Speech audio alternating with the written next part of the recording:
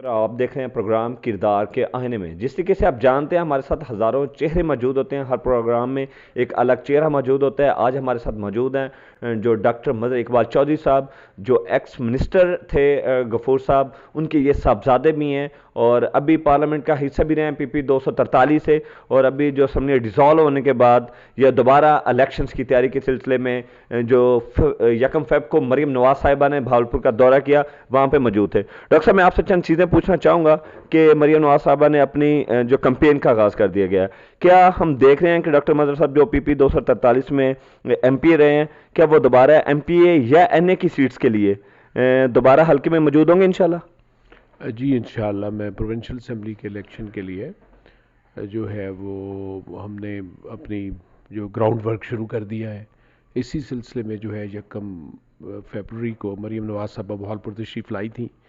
بہاول نگر ضلع میں تو خیر ایک ہی سیٹ تھا جس پر جو ہے ہمیں کوئی ڈسکشن کی ضرورت تھی، وہ ایک چشتیاں سٹی والی سیٹ، اور ایک کہ ہم نے شوکت لالے کے خلاف کس کو کھڑا کرنا ہے. باقی تو ہمارے سارے MPAs MNAs اپنی جگہ موجود ہیں اور وہی انشاءاللہ ویسے ہی الیکشن لڑیں گے. اور باقی بہاولپور اور رحیم جار خان میں خاصا اپسیٹ تھا جو کہ پچھلے الیکشن میں ہمیں جس طرح ہرایا گیا، اس کی سیٹوں کی ڈسکشن اور سیٹ ایڈجسٹمنٹ کے لیے کافی وہاں پر سیر حاصل گفتگو ہوئی اور اس کے نتیجے میں کچھ لائحہ عمل تیار کیے گئے. اور انشاءاللہ سر میں اس میں یہ پوچھنا چاہوں گا کہ کیونکہ ابھی حلقہ PP 243-44 جس میں جواد الحق صاحب بھی موجود ہیں، وائٹل گروپ موجود ہے، نون لیگ اپنا ایک نام رکھتی ہے کیونکہ انہوں نے اس ضلع میں کلین سویپ کیا. اس کے بعد ضمنی انتخاب ہوئے تو جا کے PP 242 میں ملک مظفر صاحب MPA بنے. کیا یہ ساری سیاسی تناظر میں آپ دیکھ رہے ہیں کہ اس حلقہ میں اس دفعہ بھی نون لیگ کلین سویپ کرے گی یا کوئی تبدیلی متوقع دیکھ رہے ہیں آپ؟ نہیں، انشاءاللہ میرا خیال ہے کہ نون لیگ ہی سویپ کرے گی. یہ جو چشتیاں والا حلقہ تھا اس میں کیونکہ ضمنی الیکشن تھا اور تھوڑا سا ٹکٹ کے معاملے میں تھوڑی سی جو ہے وہ ناانصافی ہوئی اور اس میں جو ہے وہ ہمارے کینڈیڈیٹ جو تھے وہ ڈسکوالیفائی ہو گئے تھے کورٹ سے، جو اصل کینڈیڈیٹ تھے. اور پھر جو ہے اس میں پھر بڑی ہی ہیپ ہیزرلی دوسری ٹکٹ کا فیصلہ کیا گیا اور جس کے نتیجے میں ہمیں جو ہے وہ شکست کا تھوڑے سے ووٹوں سے سامنا کرنا پڑا.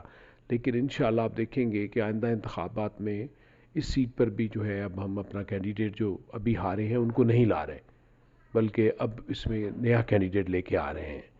پہلے امان اللہ صاحب وہاں سے ابھی ڈیفیٹ ہوئے ہیں، لیکن امان اللہ صاحب کو اس دفعہ ہم دوبارہ کنٹیسٹ نہیں کروائیں گے. وہاں سے انشاءاللہ دوسری مشورے سے مشاورت سے MNA صاحب جو وہاں کے ہیں اور باقی جو سٹیک ہولڈرز ہیں ان کے مشورے سے اس ٹکٹ کا فیصلہ کیا جائے گا. ڈاکٹر صاحب میں یہ بھی پوچھنا چاہوں گا، سیاسی وفاداریاں تبدیل ہو رہی ہیں، کچھ کروائی جا رہی ہیں، کہا جا رہا ہے یہ، لیکن ابھی ریسنٹلی جواد الحق صاحب نے رات ایک انٹرویو میں اپنے کہا کہ وہ عمران خان کے ساتھ مل کے الیکشن لڑیں گے. اگر جواد الحق صاحب اور پاکستان تحریک انصاف مل کے الیکشن لڑتی ہے تو نون لیگ کی حکمت عملی کیا ہوگی اس پہ؟ دیکھیں پچھلی دفعہ بھی یہ مل کے ہی لڑے تھے الیکشن، اعجاز الحق صاحب اور تحریک انصاف مل کے الیکشن لڑے تھے، جوائنٹلی لڑے تھے. ہاں یہ ابھی پتہ نہیں اعجاز الحق صاحب نے کیا کہا ہے کہ کیا وہ بلے کے نشان پہ لڑیں گے. اگر وہ بلے کے نشان پہ لڑیں گے یا وہ مشترکہ لڑیں گے، ہماری حکمت عملی تو انشاءاللہ پچھلی دفعہ بھی یہی تھی اور اس دفعہ بھی یہی رہے گی. ڈاکٹر صاحب میں یہ بھی پوچھنا چاہوں گا کیونکہ یہ سب سے امپورٹنٹ کویشچن ہے. جس طریقے سے ٹیبل ٹاک کے بعد تاریخ عدم اعتماد کے بعد عمران خان کو گھر بھیجا گیا اور اس کے بعد جو پاپولیرٹی اگین کی عمران خان نے، اور اس کے بعد اب جا کے جو الیکشنز تقریباً 38 کے قریب الیکشنز ہوئے، 35 PTI نے ون کیے، تو کیا اس کا یہ ساری چیزیں اثر انداز ہوں گی اس دفعہ الیکشن پہ؟ دیکھیں جو ضمنی الیکشنز ہوئے ہیں وہ 38 PTI ہی کی سیٹیں تھیں.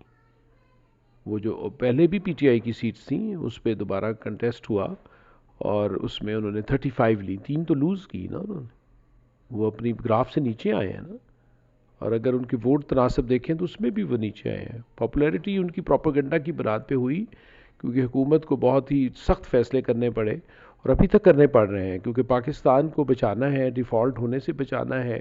اور اس طرح کی انسرٹینٹی میں جب ایک بڑی جماعت کا لیڈر اور اس کے جو ہواری ہیں وہ روز ایک جو ہے بے یقینی کی کیفیت پیدا کرتے ہیں اس ملک میں، اور وہ ہمیشہ وہ جو ہے کوشش کرتے ہیں کہ پاکستان سری لنکا بن جائے. تو ان حالات میں اور جس طرح وہ آئی ایم ایف سے معاہدے کر کے گئے، اور جس طرح پھر اس کے اندر انہوں نے جو ہے وہ لینڈ مائنز بچھائیں کہ جاتے ہوئے جو ہے اس پر عمل بھی نہیں کیا، اور پھر تیل کی قیمتیں بھی کم کر دیں، اور اس سے جو ہے وہ سرکولر ڈیپٹ میں بھی اضافہ کیا، تو آئی ایم ایف والے بھی اس سے شاکی ہو گئے. اور پھر جس طرح جو ہے آئی ایم ایف کا وفد ہماری حکومت سے جب مذاکرات کرنے کے لیے اسلام آباد آیا، تو انہوں نے کہا کہ ہم 30 لاکھ لوگوں کے ساتھ اسلام آباد پہ چڑھائی کر دیں گے، اور وہ پشاور سے چل پڑے. اور وہ تو شکر ہے اللہ تعالیٰ کا کہ اس میں وہ کامیاب نہیں ہوئے، ورنہ وہ تو انہوں نے تو کوئی صورتحال ایسی نہیں چھوڑی جس میں وہ اس ملک کا جو ہے وہ نقصان کرنے پہ تلے ہوئے نہ ہوں. تو اس پر جو ہے وہ ہمیں سخت فیصلے کرنے پڑے اس کے نتیجے میں، اور وہ جو ہے لوگ سفر کر رہے ہیں، اور یہ جو ہے یہ اپنی جو ہے وہ اس پہ پروپیگنڈا مہم کے نتیجے میں وہ جو ہے وہ حکومت نیچرلی جو بھی حکومت ہوتی ہے عوام کا نزلہ تو اس پہ پڑتا ہے ہمیشہ. لیکن مجھے امید ہے انشاءاللہ کہ ہم عوام کو بھی سمجھائیں گے اور ان کا انشاءاللہ ڈٹ کر مقابلہ بھی کریں گے. میں اپنے آخری کویشچن کی جانب بڑھوں گا ڈاکٹر صاحب کہ ابھی عمران خان کے جانے کے بعد جو ایک پی ڈی ایم کی حکومت بنی، اس پی ڈی ایم کی حکومت میں یہ کہا گیا کہ یہ سارے تجربہ کار ہیں، یہ ملک کو آگے لے کے بڑھیں گے، سخت فیصلے کرنے ہوں گے.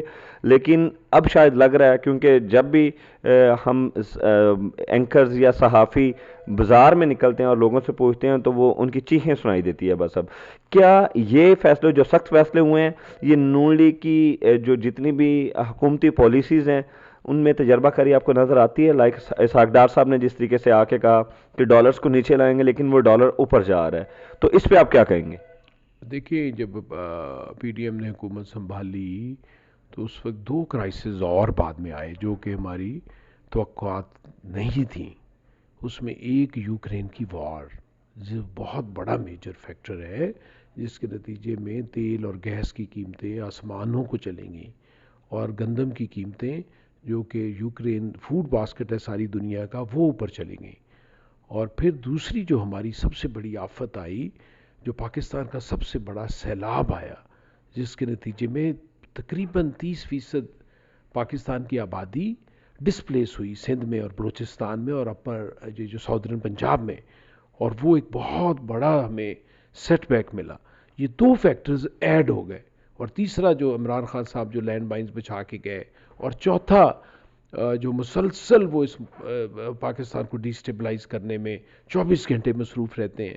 یہ ساری چیزیں جو ہیں اس سے جو ہے وہ نیچرلی ہمارا جو ہے وہ کارکردگی معاشی طور پہ، لیکن معیشت ایک ایسی چیز ہے اور دہشت گردی ایک ایسی چیز ہے، انڈیا سے تعلقات ایک ایسی چیز ہیں، اسی طرح اور بھی کئی چیزیں ہیں ملک کی سیکورٹی کہ جس پر جو ہے کوئی سیاست نہیں ہونی چاہیے.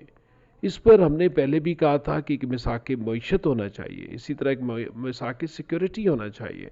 ان کے اوپر جیسے ابھی شہباز شریف صاحب نے اے پی سی اب بلوا لی ہے، لیکن دیکھیں نا حالات کیا ہیں. پولرائزیشن اس حد تک چلی گئی ہے کہ عمران خان صاحب نے برملا کہا کہ مجھے زرداری صاحب قتل کروانا چاہتے ہیں، انہوں نے سازش تیار کی اور ان کے ہماری بغیر سوچے سمجھے. شیخ رشید صاحب نے کہا ہاں میرے پاس بھی ثبوت ہیں. اب جب کہا کہ ثبوت پیش کریں تو کہتے ہیں میں نے تو عمران خان کی بات پر یہ جو جس پہ انہیں گرفتار کیا گیا ہے، جس پہ انہیں بلایا گیا تھا کہ آ کے اپنے ثبوت دیں، تو جس پہ وہ جا نہیں رہتے، تو یہ گرفتاری اتنے بڑے تناظر میں ان کی ہوئی ہے. یہ کوئی غیر قانونی گرفتاری ہے جو ان پہ ہوئی ہے.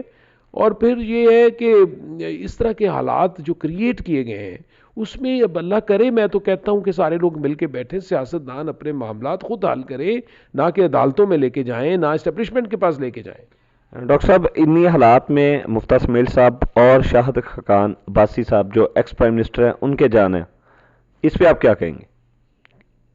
مفتیٰ اسماعیل صاحب بھی اپنے وہ جو ہے پوائنٹ آف ویو رکھتے ہیں، خاقان عباسی صاحب بھی اپنا جو ہے پوائنٹ آف ویو رکھتے ہیں، اور ان کے پوائنٹ آف ویو کو سنا جاتا ہے، سمجھنے کی کوشش کی جاتی ہے، اور اس میں جو ہے وہ حتی الامکان پارٹی لیول پہ کوشش کی جاتی ہے کہ ایک اچھا فیصلہ ہو. اسحاق ڈار صاحب نے تھوڑا سا آئی ایم ایف کو بہت سخت شرائط تھیں جن پر عمران خان صاحب دستخط کر کے گئے تھے، اور پھر ان کو انہوں نے جو ہے وہ فالو بھی نہیں کیا اور قابل عمل بھی نہیں ہونے دیا. اس کے نتیجے میں بہت ہی زیادہ سخت اقدامات سے وہ اٹھانے سے گریز کر رہے تھے کہ وہ چاہ رہے تھے کہ کچھ دوست ممالک ہمارے ریسکیو کے لیے آئے, لیکن انہوں نے بھی کہا کہ پہلے آئی ایم ایف سے آپ اپنے معاملات کو ٹھیک کریں تو پھر ہم آپ کی ہیلپ کو آئیں گے. تو یہ چیزیں ہیں جو کہ مختلف لوگوں کے مختلف طریقہ کار ہوتا ہے. اس میں اسحاق ڈار صاحب کو واقعی سیٹ بیک ملا ہے, میں نہیں کہتا کہ وہ اس میں جو ان کی انیشل اسٹریٹجی تھی اس میں وہ کامیاب ہوئے ہیں, لیکن وہ اپنی حد الامکان کوشش کر رہے ہیں کہ وہ اس کرائسس سے اور آئی ایم ایف کے ساتھ اپنے مذاکرات میں سے کم جو ہے وہ جو ہے وہ شرائط کے ساتھ نکلے. جی ہمارے ساتھ موجود تھے ڈاکٹر مظہر اقبال چودھری صاحب پی پی 243 سے. انشاءاللہ ملاقات ہوگی نیکسٹ اب ایک نئے کردار کے ساتھ, تب تک کے لیے اللہ حافظ. شکریہ سر.